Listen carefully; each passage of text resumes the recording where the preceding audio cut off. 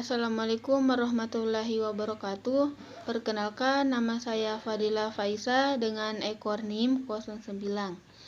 Di sini saya akan mempresentasikan tentang cairan dan elektrolit tubuh.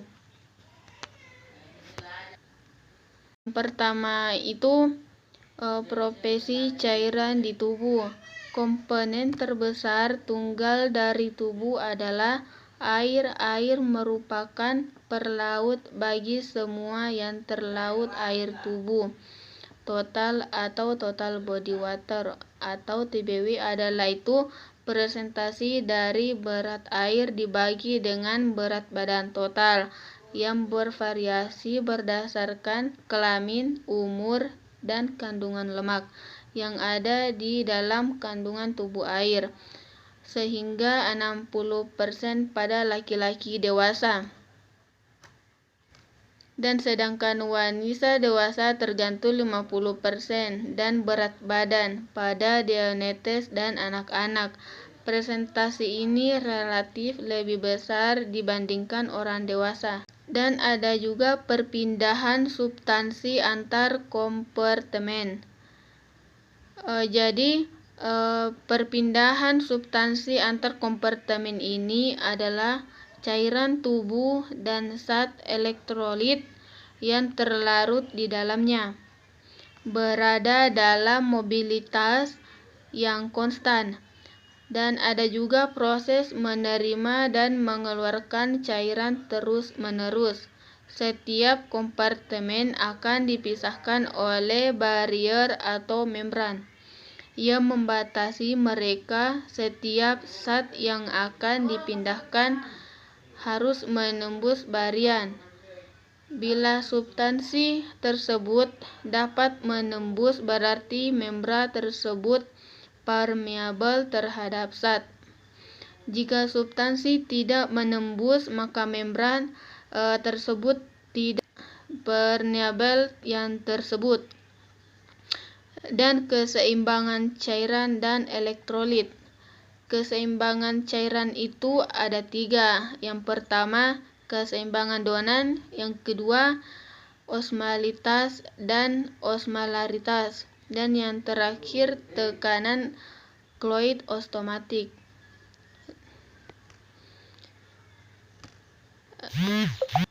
Dan keseimbangan donan ini merupakan keseimbangan antara cairan intraseluler dengan cairan ekstraseluler yang timbulnya akan diakibatkan adanya peran dari sel membran. Protein yang merupakan suatu molekul besar bermuatan negatif, dan bukan hanya ukuran molekul yang besar, namun merupakan partikel aktif yang berperan mempertahankan tekanan osmotik. Dan yang kedua, osmolitas dan molaritas hampir sering dikenal jika membahas tentang cairan tubuh manusia.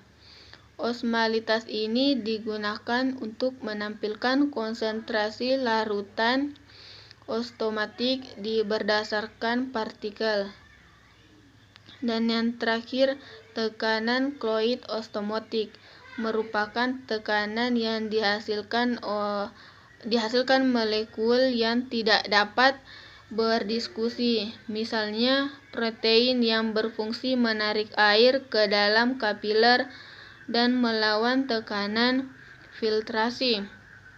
Dan kloid ini merupakan molekul protein dengan Bm lebih dari 20.000 sampai 30.000. Walaupun hanya merupakan 5% dari osmolitas plasma total, namun mempunyai arti yang sangat penting. Dan ada juga distribusi pemasukan dan pengeluaran cairan tubuh. Cairan sebagai dalam mengimbangi kebutuhan tubuh pada orang dewasa. Pengeluaran cairan ini dibagi menjadi 4 proses, yaitu urin, keringat, dan feses. pada orang saat kemungkinan reproduksi bervariasi dalam setiap harinya. Apabila aktivitas kelenjar meningkat, maka reproduksi akan menurun sebagai upaya tetap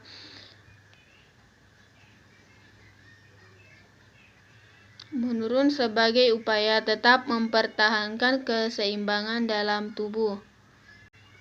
Itulah tadi hasil presentasi.